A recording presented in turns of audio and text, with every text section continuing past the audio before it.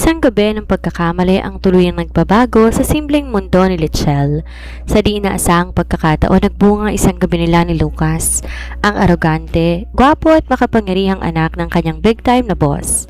Upang maiwasan na iskandalo at maprotektahan tagapagmana ng pamilya, napilitan si Litchell na lumipat at tumira sa loob ng naglalakihang pader ng mansyon ng mga tycoons. Ngunit ang marangyang buhay na sumalubong sa kanya ay tila isang gintong hawla. Para kay Lucas, ang pagtira ni Litchell doon ay para lamang sa kaligtasan ng bata. Walang emosyon, walang pakialam. Isang kasunduang may malinaw na hangganan. Ngunit paano kung sa bawat magkasalubong na sulyap sa malalaking pasilyo ng mansyon? Sa bawat lihim na pag-aalaga sa tuwing dinadalaw si Litchell ng paglilihi ay may iba nang nabubuo. Pag-ibig na nga ba ang unti-unting sumisibol sa pagitan ng dalawang magkaibang mundo o mananatili siyang ina ng anak ng boss sa paningin ni Lucas? Isang kwento ng mapang-akit na tensyon, pagtitiis at ang matinding laban para sa isang pag-ibig na hindi plinano ng pagkakataon. Malamig ang hawak na maliit na plastic na aparato ni Litchell habang nakaupo siya sa sahig ng kanyang maliit at masikip na banyo. Nanginginig ang kanyang mga daliri at ang hininga tila nagbabadyang maputol sa bawat segundong lumilipas. Nang laksan niya ang loob, tingnan ng screen nito, dalawang pulang guhit, ang malinaw at maring nakaguhit sa puting plastic. Positibo, walang duda. Diyos ko, bulong niya sa sarili habang unti-unti umaagos ang mainit na luha sa kanyang mga pisngi patungo sa kanyang baba hanggang sa pumatak ito sa kanyang kandungan. Nabuntis siya at ang mas matindi, ang ama ng dinadala niya ay walang iba kundi si Lucas, ang nag-iisang anak ng kanyang big-time na boss sa kumpanyang pinagtatrabahuhan niya bilang isang simpleng encoder. Isang gabi lang ang nangyari, isang gabi kung kailan pareho silang nakainom sa kumpanya matapos sa isang matagumpay na anibersaryo. Si Lucas, na kilalang suplado, mailap, seryoso at striktong manager, ay nagpakita ng kahinaan ng gabing yon dahil sa matinding sakit mula sa pakikipaghiwalay sa kanyang matagal ng kasintahan. Si Litchell naman, na matagal nang may lihim, tahimik at tila imposibleng paghanga sa binata, ay di nakatanggi ng kabigin siya nito sa isang mainit, mapusok at tila nagmamakaawang yakap sa loob ng pribadong opisina nito. Ang isang gabing yon ng silakbo ng damdamin ay nag-iwan ng permanenteng marka sa kanyang buhay. Di nagtagal ang pagtatago dahil ang madalas na pagkahilo at pagkasira ng sikmura ni Litchell sa mismong oras ng trabaho nakarating sa kaalaman ng Donya, ang ina ni Lucas at ang pinakamataas na nagmamay-ari ng kumpanya. Sa halip palayasin, ipahiya o ipagtabuyan siya tulad ng karaniwang napapanood sa mga teleserye, isang matigas, formal at di mababaling utos ang binaba ng pamilya. Dilipat ka sa mansyon, Litchell. Malamig at otoritibong pahayag ng Donya habang nakaupo sa tapat niya sa loob ng isang mamahaling restaurant na halos walang ibang tao. Hindi ako papayag na ang unang apo ko, ang susunod na tagapagmana ng pamilyang to, ay lumaki sa kung sang sulok lang o sa isang maliit na apartment. Doon ka titira sa mansyon hanggang maipanganak mo ang bata. Huwag kang mag-alala. Lahat ng medikal, pagkain at pinansyal na pangailangan mo, sagot ng pamilya. Pero paano po si Lucas? Batid po ba niya ito? Mahiyain, takot at may panginginig na tanong ni Litchell habang nakayuko at pinaglalaroan ang mga daliri. Si Lucas ang mismong susundo sa'yo bukas sa tapat ng tirahan mo. Huwag mong isiping kasal ang kahinatnan na sitwasyong to, Litchell. Ginagawa namin to para sa kaligtasan at kapakanan ng bata. Ang mga salitang yon ng Donya parang isang malamig na sampal na tuluyan kumising kay Litchell mula sa anumang natitirang pangarap o ilusyon sa kanyang puso. Kinaumagahan, isang marangya, makintab at itim na sasakyan ang huminto sa tapat ng maliit at lumang apartment ni Litchell. Bumaba mula ron si Lucas, suot ang kanyang signature na salamin sa mata, maayos na gupit ng buhok at formal na gray suit. Mukha tong isang estranghero, walang bakas ng init, lambing o emosyon mula sa gabing pinagsaluhan nila sa opisina. Ang mukha nito parang isang pader ng yelo. Nakahanda na ba lahat ng mga gamit mo? Walang emosyon na tanong ni Lucas habang nakatitig sa kanyang dalawang maliliit na bag na nakapatong sa semento. Oo, Lucas, handa na ako. Mahinang sagot ni Litchell habang pilit tinataas ang kanyang mukha upang salubungin ang malamig, matalim at tila nagpaparusang tingin ng binata. Mabuti. Sumakay ka na sa likod. Mula ngayon, sa mansyon ka na maninirahan. Sabi ni Lucas sabay talikod na naunang sumakay sa driver's seat nang di man lang siya pinagbubuksan ng pinto. Habang umaandar ang kotse patungo sa malalaki, matataas at tila ba nagbabantang pader ng mansyon ng mga pamilyang tycoon, naramdaman ni Lichelle na isang dambuhalang bigat sa kanyang dibdib. Batid niyang ang pagpasok niya sa bahay na yon ay hindi bilang isang reyna o prinsesa, kundi bilang isang babae na may dalang obligasyon. Tumingin siya sa gilid ng profile ni Lucas at seryosong nagmamaneho. Sa pagtira niya sa ilalim ng iisang bubong kasama ng lalaking to, may mabuo kayang tunay na pagmamahalan o mananatili siyang bilang isang sasidlan lamang para sa bata sa paningin ng mayaman nilang pamilya. Napakalaki ng mansyon ng pamilya ni Lucas. May malawak na hardin na napapaligiran ng mga mamahaling halaman, matatayog na poste na tila ba nagpapakita ng kanilang kapangyarihan sa lipunan, at isang hukbo ng mga katulong na nakahilang sumalubong sa kanila pagkapasok sa sasakyan sa malaking bakal na gate. Ngunit para kay Lichelle, ang marangya at nagniningning na lugar na ito ay tila isang gintong hawla lamang. Pakiramdam niya ay isa siyang dayuhan na naliligaw sa isang palasyo, isang masamang mantsa sa malinis at perpektong mundo ng mga mayayaman. Ihatid niyo siya sa silid sa ikalawang palapag, isang masamang mantsa sa malinis at perpektong mundo ng mga mayayaman. Ihatid niyo siya sa silid na ikalang palapag sa tabi ng kwarto ko, utos ni Lucas sa isang matandang katulong sa malamig na tono, bago pa to tuluyan ang naglakad patungo sa kanyang personal na opisina sa loob ng bahay. Di man lang tulumingon upang itanong kung gutom na ba siya o kung maayos ba ang kanyang pakiramdam matapos sa nakakapagod na biyahe. Para kay Lucas, tila isa lamang siyang pakete na kailangan i-deliver at itabi sa isang ligtas na sulok. Nilibot ni Lichelle ang kanyang silid. Malaki ito. Marahil ay mas malaki pa sa kabuuan ng inuupahan niyang apartment sa Maynila. May sarili tong banyo, walk-in closet at isang king-size bed na puno ng malalambot na unan at mamahaling comforter. Ngunit sa kabila ng karangyaan, ramdam niya ang matinding pangungulila at lamig. Umupo siya sa gilid ng kama. Dahan-dahang hinaplos ang kanyang patag na titiyan pa rin at pilit na kinalma ang sarili. Huwag kang mag-alala, anak. Kakayanin ni Mommy ang lahat para sa'yo. Hindi kita pababayaan. Bulong niya habang pinipigil ang muling pagbalong ng luha sa kanyang mga mata. Naging mabilis ang paglipas ng mga araw. At unti-unting naging rutina ni Lichelle ang mamuhay ng mag-isa sa loob ng malaking mansyon. Ang donya madalas na nasa ibang bansa para sa mga business trips nito, kaya ang tayong madalas niyang makasama at makausap sa bahay ay ang mga katulong na bagaman magalang ay halatang may distansya rin ang pakikitungo sa kanya. At syempre, si Lucas na madalas niyang makasalamuha tuwing gabi. Ngunit ang presensya ni Lucas ay parang isang makapal na yelo na mahirap tunawin. Tuwing magtatagpo sila sa hapagkainan para sa hapunan, walang ibang naririnig sa buong sulok ng dining room, kundi ang tunog ng mga kubyertos na tumatama sa mamahaling porselanang pinggan. Walang kwentuhan, walang asaran, walang kahit anong init ng emosyon. Parang dalawang estranghero na pinagbuklod lamang na isang di inaasahang pagkakataon. Kumain ka ng marami, bilang basag ni Lucas sa katahimikan ng gabi. Habang binababa ang kanyang baso ng tubig nang hindi tumitingin sa kinalalagyan ni Lichelle. Sabi ng doktor, sa huling check-up mo, kailangan ng bata ng sapat na nutrisyon. Huwag mong titipirin ang pagkain mo. Salamat, Lucas. Mahinang sagot ni Lichelle. Habang pilit nang umingiti kahit hindi ito nakikita ng binata. Maayos naman ang pakiramdam ko.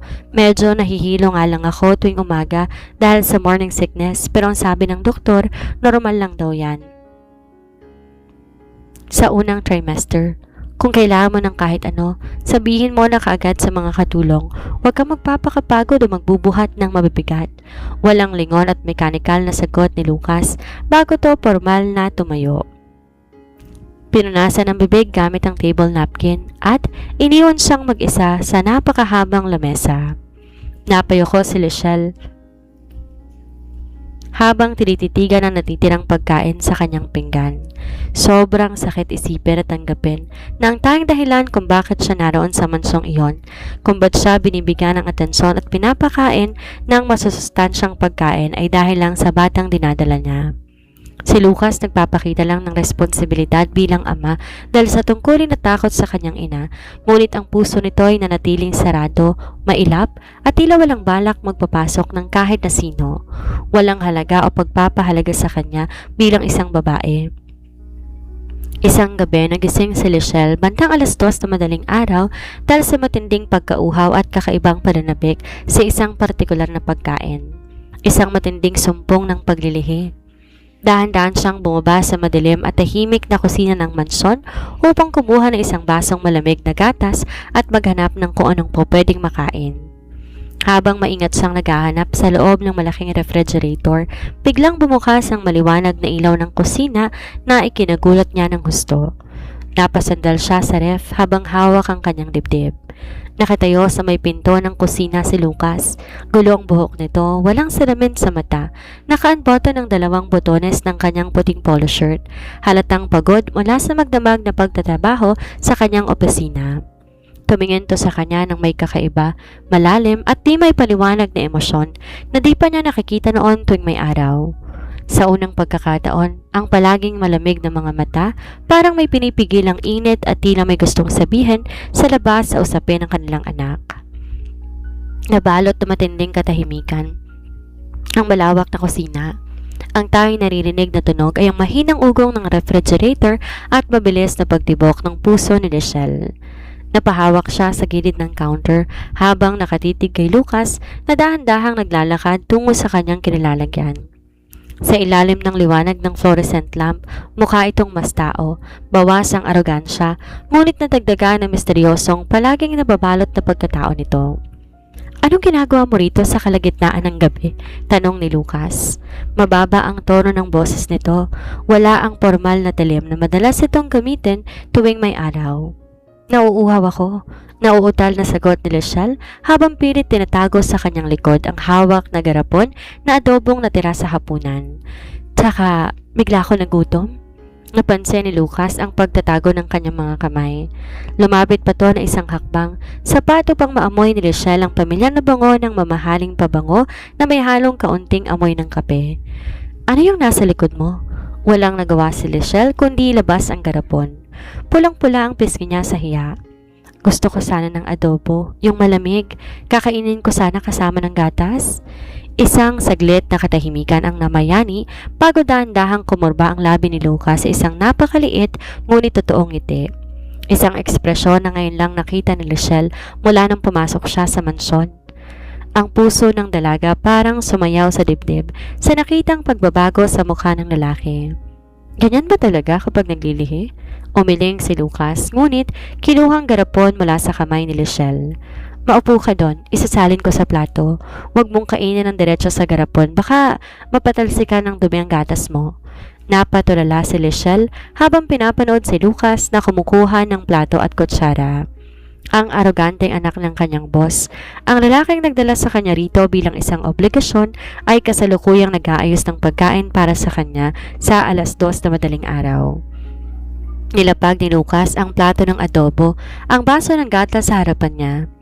Sa halip na umalis at bumalik sa kanyang silid, hinila nitong isang upuan at naupo sa tapat ni Lichelle.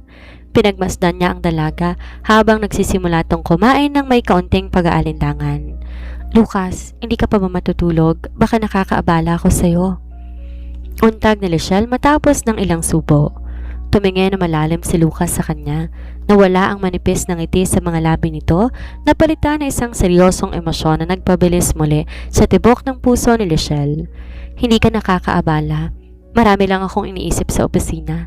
Huminto ito sandali, tumingin sa patag pa rin siya ni Lichelle bago muling binalik ang paningin sa mukha ng dalaga. "Kamusta ang pakiramdam mo nitong mga nakarang araw? Pasensya ka na kung parang wala akong pakialam sa'yo tuwing umaga." Nabigla si Lichelle sa narinig.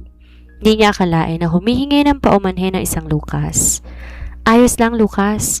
Alam ko naman, nilapitan lang kayo ni Donya na patirahin ako rito para sa bata. Mahinang sagot ni Lachelle. Pilit ibinabalik ang focus sa pagkain upang itago ang lungkot sa kanyang mga mata. Sapat na sa aking may matutuluyan ako at ligtas ang dinadala ko. Di lang naman tungkol sa batang lahat, Lachelle. Mabilis at pinal na sabi ni Lucas. Sabay hinawakan ng binata ang ibabaw ng lamesa malapit sa kamay ni Lachelle na nagdulot ng kakaibang kuryente sa pagitan nilang dalawa. Nag-aalala rin ako sa'yo. Di ko lang alam paano ipapadama dahil sa sitwasyon natin. Tumingala si Lachelle at nagtagpo ang kanilang mga mata. Sa unang pagkakataon, ang pader ng yelo sa pagitan ng dalawang magkaibang mundo ay nakitaan ng lamat. Sa ilalim ng tahimik na gabi, isang bagong pakiramdam ang unti-unting sumisibol. Isang pakiramdam na lampas na sa simpleng responsibilidad para sa bata. Mula na magkausap sila sa kusina noong hating gabi, naramdaman ni Lachelle ang unti-unting pagbabago sa atmosfera sa loob ng mansyon.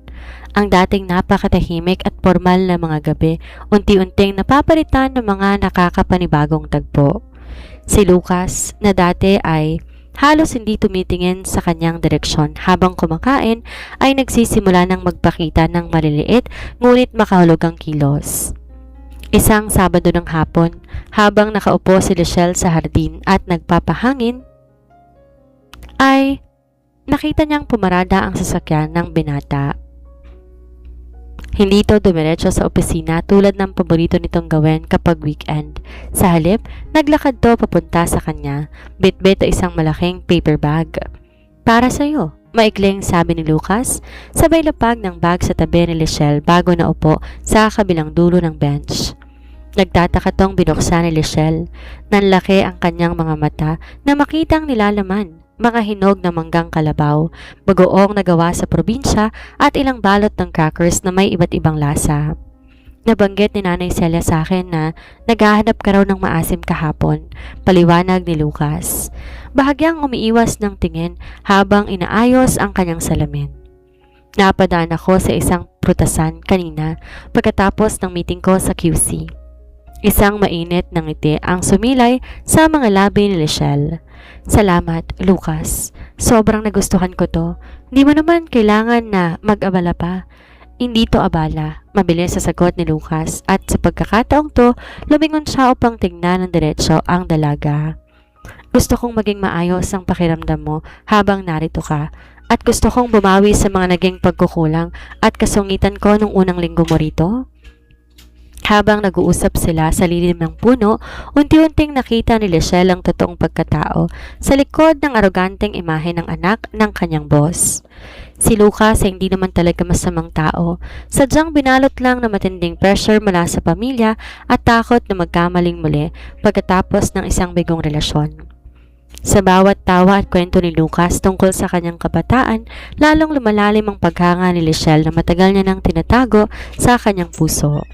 Ngunit ang unti-unting paglalapit ng kanilang mga loob ay agad na hinarap na isang matinding pagsubok ng sumunod na linggo. Biglang dumating ang Donya mula sa mahabang business trip nito sa Europa. Sa gabing yon ng hapunan muling bumalik ang mabigat at formal na kapaligiran. Narinig ko mula sa mga katulong, madalas ka raw umuwi ng maaga, Lucas. Formal na wika ng Donya habang hinihiwa ang steak sa kanyang pinggan. Sana hindi mo pinababayaan ang kumpanya para sa pansariling bagay. Alalahanin mo, ang pagtira ni Lachelle dito ay isang pansamantalang kasunduan lamang upang matiyak ang kalusugan ng bata. Tumingin ang Donya kay Lachelle, isang tingin na puno ng paalala kung saan lamang ang kanyang kalagayan sa buhay. Kapag naipanganak mo na ang sanggol, Lachelle, mag-uusap tayo ukol sa sustento at sa magiging setup ninyo. Maayos ng lahat ng papeles para sa legal na pangangalaga sa bata. Parang sinaksak ang puso ni Lachelle sa narinig. Ang katotohanan ay muling sinampal sa kanya. Naroon lang siya para sa bata. Napayuko siya, di na magawang lunukin ang natitirang pagkain sa kanyang bibig. Subalit bago pa man makasagot si Lachelle, biglang binaba ni Lucas ang kanyang mga kubyertos ng may kaunting lakas. Narumika ng matalim na tunog sa lamesa. Mom, stop it! Mariing sabi ni Lucas. Ang boses niya ay pinal at matigas ang tono na kinagulat maging ng kanyang ina. Si Luciel hindi lang pansamantalang bisita o sisidla ng apo mo. Siya ang nagdadala sa anak ko. At narito siya dahil pamilya ko siya. Huwag mo siyang kakausapin na parang business contract na ang lahat. Napatitig si Luciel kay Lucas, hindi makapaniwala sa narinig. Ang lalaking dati walang pakialam sa kanya, kasalukuyang tumatayo at nagtatanggol sa kanya laban sa sarili nitong ina. Ang lamat sa pader ng yelo, tuluyan ang naging isang malaking bitak. Matapos ang hapunan na binalot ng tensyon, mabilis na naglakad si Luciel patungo sa kanyang silid. Pakiramdam niya sa sabog ang kanyang dibdib sa pinaghalong takot, hiya at isang di may paliwanag na pintig ng pag-asa. Ang mga salitang binitawan ni Lucas sa harap ng Donya ay patuloy na nag-e-echo sa kanyang isipan. Narito siya dahil pamilya ko siya. Higit pa ito sa responsibilidad sa bata. May iba nang ibig sabihin ng mga katagang iyon.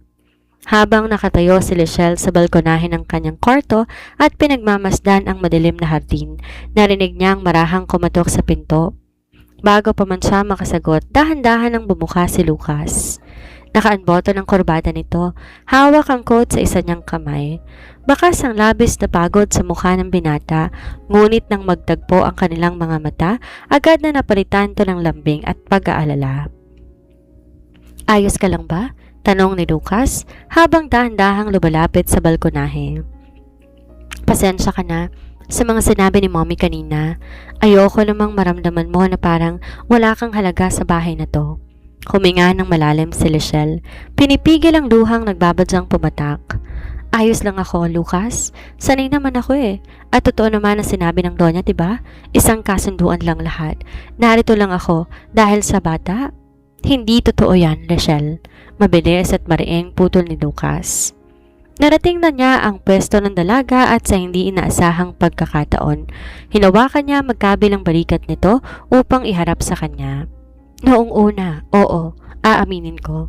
Natatakot ako sa responsibilidad at sa sasabihin ng ibang tao, pero sa bawat araw na nakakasama kita dito sa mansyon, sa bawat gabi na makikita kong nagtitiwala ka sa akin, nagbago ng lahat. Napatitig si Luciel sa mga mata ni Lucas. Wala nang salamin nito kaya kitang-kita niya ang nag-aalab at tapat na emosyon sa likod ng mga pilikmata ng binata. Hindi ko lang to ginagawa dahil sa obligasyon, Luciel, bulong ni Lucas. Ang boses ay nanginginig sa tindi ng nararamdaman. Natutunan na kitang mahalin, hindi dahil ikaw ang ina ng mga anak ko, kundi dahil sa tungkol ko sino ka. Ang kabutihan mo, sa pagtitiis mo at sa katahimikan na binibigay mo sa magulo kong mundo. Ayokong umalis ka rito kahit maipanganak mo na ang bata. Gusto ko manatili ka sa tabi ko. Bilang asawa ko, parang huminto ang ikot ng mundo para kay Luciel. Ang lihim na paghanga na matagal niyang tinago sa kanyang puso ay tuluyan ng binigyang tugon ng lalaking pinapangarap niya. Di niya na napigilan pa ang kanyang sarili. Tuluyan na ngang umagos ang luha sa kanyang mga pisngi habang marahang tumatango. Hinila siya ni Lucas sa isang mahigpit at mainit na yakap. Sa ilalim ng nagniningning na langit, ang pader ng yelo sa pagitan ng kanilang magkaibang mundo ay tuluyan ng natunaw, napalitan ng isang pangako na mas matimbang pa sa anumang kasunduan. Ang mga sumunod na linggo ay naging pinakamasayang bahagi ng pagtira ni Luciel sa mansyon. Bagaman hindi pa rin sila formal na kasal, ang pagtrato sa kanya ni Lucas ay higit pa sa isang reyna. Gabi-gabi magkasama nilang pinakikinggan ang pintig ng puso ng sanggol sa kanyang lumalaking tiyan. Ang mga simpleng hapunan ay napuno ng totoong ngiti ng mga pangarap para sa kanilang munting pamilya. Hindi na siya nag-iisa. Bawat hirap ng pagbubuntis at katuwang niya ang lalaking lubos niyang minamahal. Ngunit ang kaligayahang iyon ay muling nanganib nang mapansin ng Donya ang lumalalim na ugnayan ng dalawa. Para sa matanda ay isang malaking pagkakamali ng isang simpleng encoder ay naging permanenteng bahagi ng kanilang pamilya. Isang tanghali, habang nasa opisina si Lucas para sa isang mahalagang board meeting, pinatawag ng Donya si Luciel sa kanyang silid tanggapan. Sa ibabaw ng lamesa may nakalagay na isang blankong tseke at mga kasulatan. Luciel, Maging praktikal tayo. Malamig na pambungad ng Donya habang nakataas ang kilay. Alam ko, nakuha mo ng loob ng anak ko. Ngunit, hindi ka naman nababagay sa mundong ito. Pirmahan mo na ang kasunduan at isusuko mo ang kustudiya ng bata pagkapanganak. Isulat mo kahit anong halaga pa ang gusto mo. Sa checking yan, umalis ka na sa buhay ni Lucas bago mapatuluyang masira ang kanyang kinabukasan. Nanginig ang buong katawan ni Lechelle. Tiningnan niya ang tseke pagkatapos ay ang Donya. Ang takot na palagi niyang nararamdaman noon biglang napalitan ng matigas na tapang. Tapang ng isang ina at ng isang babae na natutong ipaglaban ang kanyang pag-ibig. Humihingi po ako ng paumanhin, Donya. Matatag at malinaw ang boses ni Lechelle habang tinutulak ang tseke pabalik sa matanda. Ngunit hindi ko ipagpapalit ang anak ko at higit sa lahat, di ko ipagpapalit si Lucas sa kahit anong halaga ng pera. Mahal ko po ang anak ninyo at mahal niya ako. Hindi po perang magpapasaya sa amin. Ganyan ka ba katapang? Galit na tumayo ang Donya, ngunit bago pa to makapagbitaw ng masakit na salita, biglang bumukas ng marahas ang pinto ng silid. Si Lucas. Hingal na hingal at halatang nagmamadaling umuwi matapos makatunog sa ginawa ng kanyang ina. Mabilis sumakbang papasok at humarang sa pagitan ni Lechelle at ng Donya. Pinalibutan ng kanyang mga braso ang natatakot na dalaga. "Mom, sapat na yan," mariing sigaw ni Lucas. Ang mga mata ay nag-aapoy sa galit at determinasyon. "Sinabi ko na sa'yo, si Lechelle ang pamilya ko. Kung di mo siya kayang tanggapin sa bahay na to, aalis kami ngayon din. Handa akong iwan ang kumpanya, ang mansyon at lahat ng yaman mo basta't kasama ko lang ang mag-ina ko. Mas pipiliin kong magsimula ng wala kaysa mabuhay sa karangyaan ngunit wala ang babaeng mahal ko." Napatulala ang Donya. Di makapaniwalang handang talikuran ng nag-iisa niyang anak ang lahat para sa isang simpleng babae. Sa sandaling yon, napatunayan ni Lechelle na ang kanyang pagtira sa mansyon ay di na lamang para sa bata. Ito ay dahil sa isang pag-ibig na handang sumira ng anumang pader ng yelo at harapin ang anumang unos. Nabalot na nakabibinging katahimikan ang silid tanggapan matapos bitawan ni Lucas ang huling ultimatum. Ang Donya ay napasandal sa kanyang marangyang upuan. Tila ba nawala ng lakas sa unang pagkakataon. Ang anak na palagi nitong napatatakbo sa ilalim ng kanyang mga daliri, handang tumalikod sa lahat ng karangyaan ng pamilya para lang sa babaeng nasa kanyang likod. "Lucas," basag ang boses ng Donya. Ang kanyang mukha biglang tumanda sa paningin ng mag-asawa. "Gagawin mo talaga yan sa akin? Para sa isang babaeng bago mo palang nakikilala." "Hindi siya basta babae lang, Mom. Siya na ang buhay ko ngayon." Seryoso at walang pag-aalinlangan na sagot ni Lucas. Hinawakan niyang kamay ni Lechelle ng napakahigpit. Tila ba nagbibigay ng lakas sa dalaga. "Kung ang yaman natin ang dahilan, kung ba't di mo magawang maging masaya para sa akin, hindi ko kailangan ng pera mo. Aalis kami. Bukas na bukas din."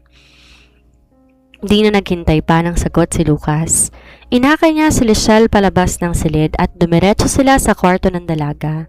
Doon, agad kumuha ng malaking bag si Lucas at nagsimulang mag-empake ng kanyang sariling mga gamit, kasama ng mga damit ni Lechelle. "Lucas, sandali." Pigil ni Lechelle sa kanyang mga kamay, habang ang mga luha ay patuloy na umaagos sa kanyang pisngi. "Sigurado ka ba rito? Ang kumpanya mo, ang posisyon mo. Pinaghirapan mo lahat ng yon, baka nagiging mapusok ka lang." Huminto si Lucas sa ginagawa. Humarap kay Lechelle. Dahan-dahan pinunasan ng mga luha sa mukha nito. Isang napakatamis at panatag ng ngiti ang sumilay sa kanyang mga labi. "Lechelle, makinig ka sa akin," bulong niya habang nakatitig sa mata ng dalaga. "Ang kumpanya at ang posisyon ay mga bagay na madaling palitan at waling pagtrabahuhan, pero ikaw, kayo ng anak natin. Kayo lang ang nag-iisang kayamanan na hindi ko kayang mawala. Mas pipiliin kong mamuhay sa isang maliit na apartment kasama kayo at puno ng tawanan kaysa manatili sa napakalaking mansong ito ngunit binalot naman ng lamig at ng lungkot." Niyakap na mahigpit ni Lechelle ang binata. Doon, tuluyan nang nawala lahat ng kanyang mga takot at pag-aalinlangan. Ang lalaking akala niya noon ay tinuturing lang siyang isang obligasyon para sa bata ay ang lalaki palang magiging pinakamalakas niyang kalasag laban sa buong mundo. Kinaumagahan bago pa man magising ang buong mansyon, magkahawak kamay na lumabas sina Lucas at Lechelle sa malaking gate bitbit ng kanilang mga bag. Sa pagkakataong to, hindi sila sumakay sa marangyang kotse ng pamilya. Sumakay sila sa isang simpleng taxi patungo sa isang maliit ngunit maayos na bahay na inarkila ni Lucas gamit ang kanyang sariling ipon. Habang umaandar ang sasakyan papalayo sa mansyon, sumandal si Lechelle sa balikat ni Lucas, habang ang mga kamay nito ay nakapatong sa kanyang lumalaking tiyan. Sa wakas, malaya na sila mula sa gintong hawla. Nagsisimula na silang bumuo na isang totoong tahanan, isang tahanang binuo ng pagpili, sakripisyo at wagas na pagmamahalan. 7 buwan ang mabilis na lumipas. Sa loob na isang maliit ngunit napakapeke at maaliwalas na townhouse sa labas ng Maynila, tuluyan ang nakahanap ng totoong kaligayahan sina Lucas at Lechelle, malayo sa malamig at mapanghusgang pader ng mansyon. Ang kanilang bagong tahanan na puno ng init, pagmamahal at mga simpleng pangarap. Napatayo si Lucas ng sarili niyang maliit na consulting firm gamit ang kanyang mga personal na ipon at koneksyon. At sa maikling panahon, unti-unti na itong nagtatagumpay. Si Lechelle naman nakatutok sa pag-aalaga sa kanyang sarili para sa nalapit na panganganak.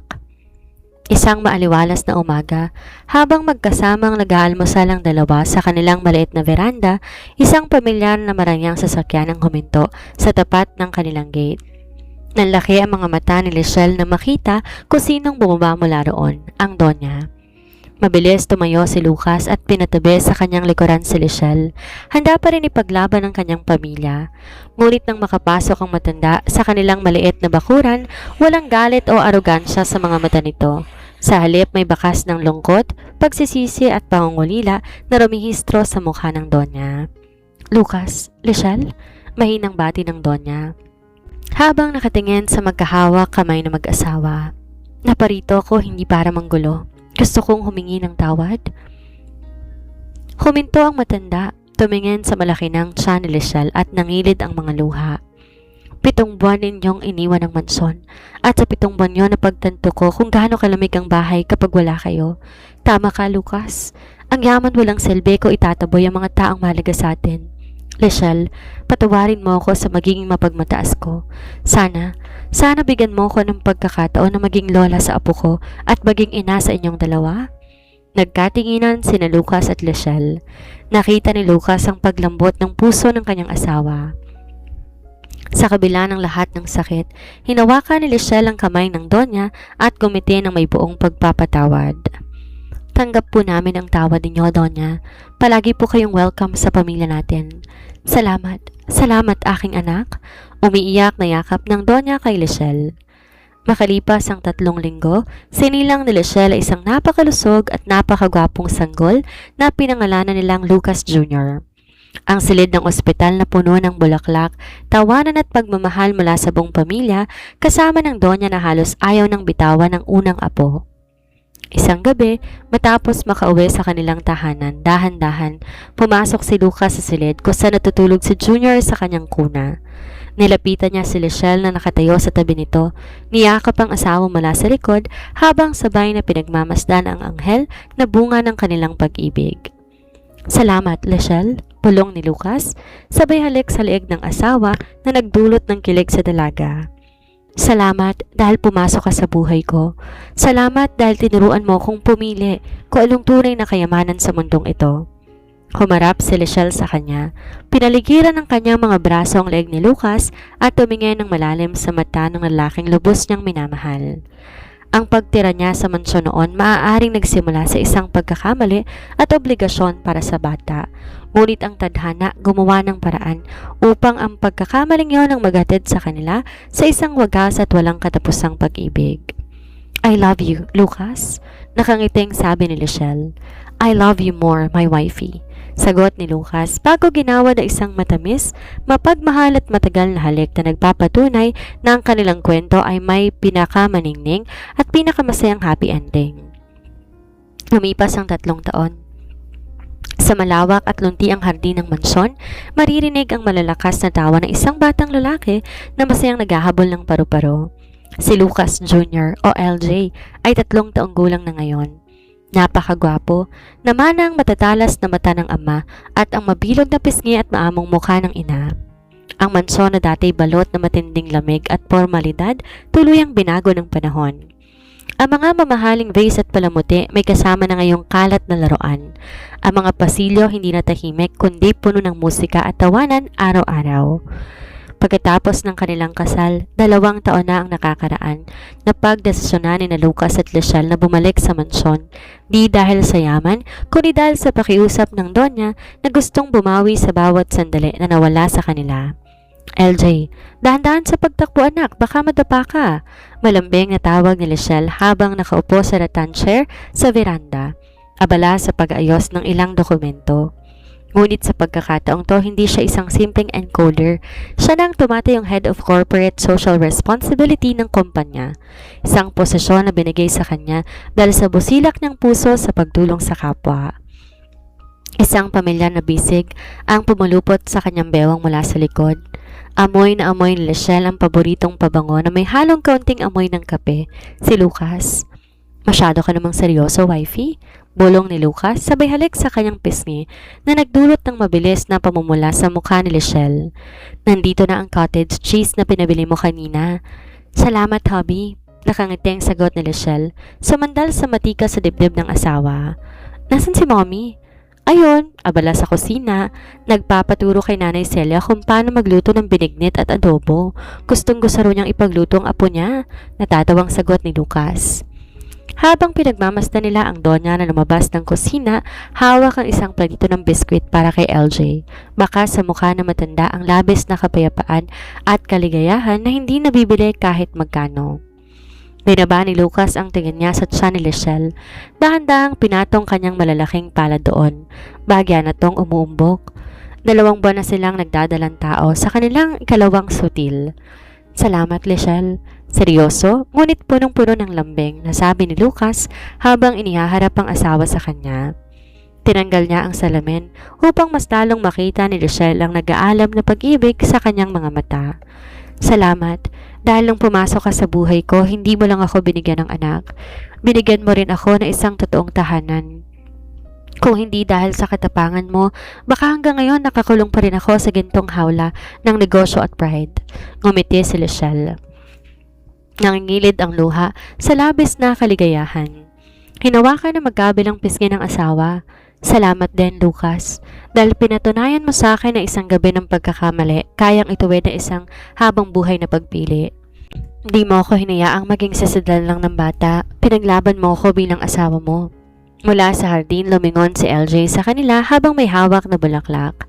Daddy, Mommy, hug! Sigaw ng bata. Natawa si na Lucas at Lechelle. Agad nilang nilapitan ang anak at binuhato ni Lucas habang yakap naman ni Lechelle sa kanilang dalawa. Sa ilalim ng magandang sikat ng araw, habang nakapaligid sa kanila ang pamilya, alam ni na Lucas at Lechelle na ang kanilang kwento di lang basta natapos sa isang marangyang mansyon. Ito'y kwento ng isang pag-ibig na nagsimula sa dilim, dumaan sa pagsubok ng katapatan at tuluyang nagbunga ng isang perpekto, wagas at panghabang buhay na happy ending.